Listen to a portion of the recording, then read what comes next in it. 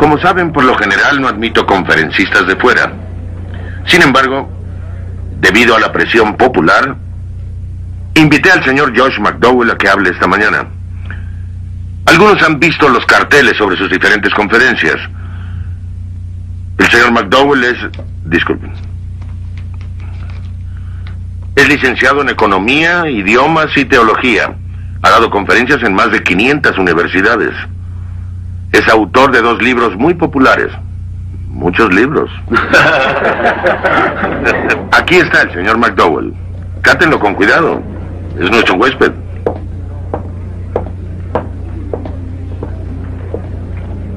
Me gusta ser huésped, pero no tienen que tratarme con cuidado.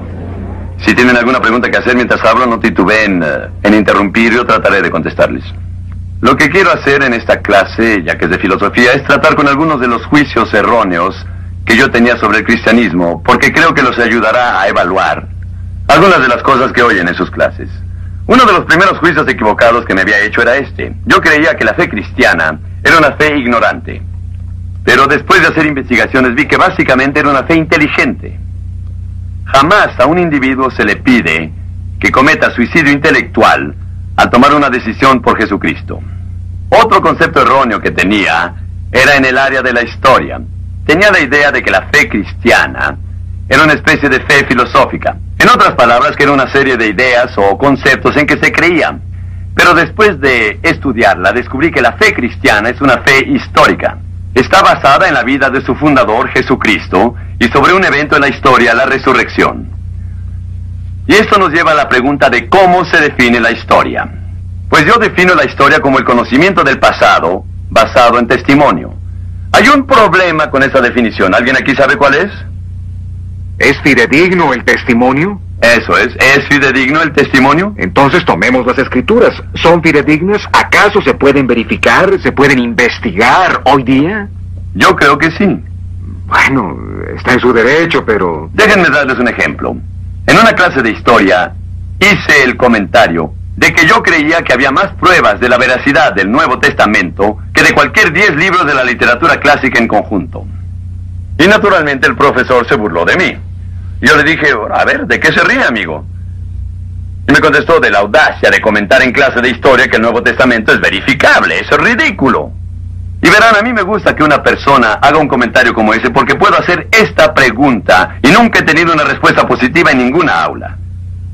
Le dije, dígame, señor, ¿qué clase de pruebas utiliza usted en cualquier obra literaria histórica para determinar su veracidad y exactitud? Y lo asombroso fue que no tenía ninguna prueba para respaldarlo. Yo le dije, señor, yo tengo 3 pruebas. Una es la prueba bibliográfica. ¿Cuál es la distancia en tiempo del manuscrito original a la copia más cercana que tenemos hoy? Comprendan que la literatura en la antigüedad se escribía en material poco durable, así que la copiaban y recopiaban. Por ejemplo, desde el tiempo en que escribió Platón al manuscrito más cercano que tenemos pasaron 1200 años.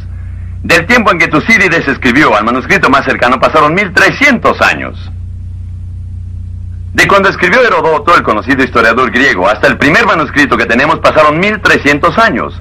Y desde que Aristóteles escribiera su Poética hasta la fecha del primer manuscrito pasaron 1400 años. Pero cuando se trata del Nuevo Testamento, el cristiano se puede ufanar.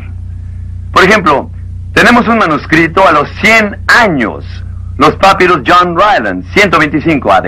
Luego tenemos los papiros Chester Beatty, 155 AD. Después los papiros Bodmer II, 200 AD. Estos contienen varias porciones de las Escrituras.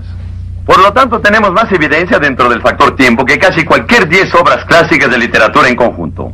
La otra prueba que existe es esta. ¿Cuántos manuscritos tenemos? Les diré, mientras más manuscritos se tienen, más fácil es reconstruir el original y cotejar cualquier inexactitud. Veamos las fuentes seculares. De Platón tenemos 7 manuscritos. En otras palabras, todo lo que hay en la biblioteca de esta universidad sobre Platón viene de uno de 7 manuscritos. De Tucídides 8, de Heródoto 8. Todo lo que hay en esa biblioteca sobre Aristóteles y su Poética viene de uno de solo 5 manuscritos que se hicieron 1400 años después de su muerte. Pero cuando se trata del Nuevo Testamento, tenemos más de 14,000 copias. Creo que las pruebas de que el Nuevo Testamento es digno de confianza son tanto más sólidas que las de cualquier obra literaria de la antigüedad.